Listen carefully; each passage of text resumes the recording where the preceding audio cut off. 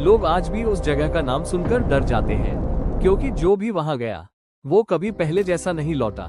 लेकिन एक रात सब कुछ बदल गया। जब वहां पहुंचे गुरु नानक देव जी, लोग कहते थे कि उस हवेली में कोई साया है जो किसी को जाने नहीं देता।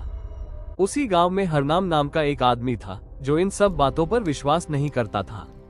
उसने सबके सामने ऐलान कर दिया कि वो आज रात उस हवेली में जाएगा और सच लेकर लौटेगा। गांव वाले उसे रोकते रहे, लेकिन हरनाम नहीं माना और अकेले ही हवेली की तरफ चल पड़ा। जैसे ही वह हवेली के दरवाजे के पास पहुंचा, दरवाजा अपने आप खुल गया और हरनाम अंदर गया और पीछे से दरवाजा जोर से बंद हो गया। चारों तरफ अंधेरा था और हवेली में अजीब सी खामोशी थी। तभी ऊपर से कदमों की आवाज आने लगी।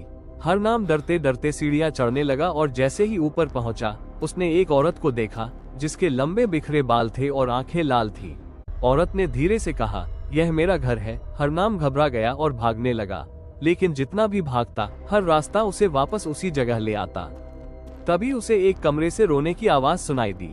अंदर जाकर देखा तो एक बच्चा बैठा रो रहा था और कह रहा था, मुझे यहाँ से बाहर ले जाओ। वो औरत उसे जाने नहीं देती। अचानक दरवाजा बंद हो गया और वही औरत फिर सामने आ गई। इस बार उसकी आवाज और भी डरावनी थी, कोई यहाँ से जिंदा नहीं जाता। हरनाम डर के मारे चीख पड़ा और बेहोश हो गया। अगली सुबह जब गांव वाले हवेली के पास पहुंचे तो दरवाजा खुला और हरनाम बाहर आया। उसका चेहरा पीला था और आंखों में डर साफ दिख रहा था। वो बार बार बस एक ही बात कह रहा था, वो सच है। उसी दिन गांव में गुरु नानक देव जी पधारे और उनके साथ भाई मर्दाना थे। गांव वालों ने उनके सामने सारी बात रखी और मदद मांगी।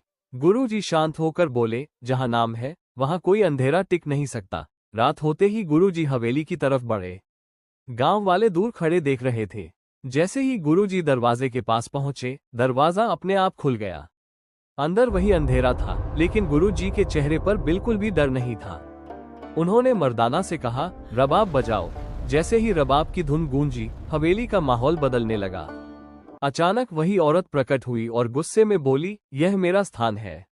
लेकिन गुरु जी शांत रहे और बोले, तू भटक रही है, तुझे मुक्ति चाहिए। ये सुनकर औरत रोने लगी और उसने अपनी पूरी कहानी बता दी कि उसे धोखा देकर इसी हवेली में मार दिया गया था और उसकी आत्मा को शांति नहीं मिली। गुरु जी ने आंखें बंद की और वाहेगुरु का सिमरन शुरू किया। धीरे धीरे पूरा कमरा प्रकाश से भर गया और उस औरत का रूप बदलने लगा। उसका चेहरा शांत हो गया और उसने हाथ जोड़कर मुक्ति की प्रार्थना की। जैसे ही वाहेगुरु की ध्वनि गूंजी, वो आत्मा प्रकाश में विलीन हो गई और हवेली में शांति फैल गई। अगली सुबह जब गांव वाले वहां पहुंचे तो हवेली पूरी तरह बदल चुकी थी। अब वहां कोई डर नहीं था, सिर्फ सुकून था। गुरु जी ने कहा,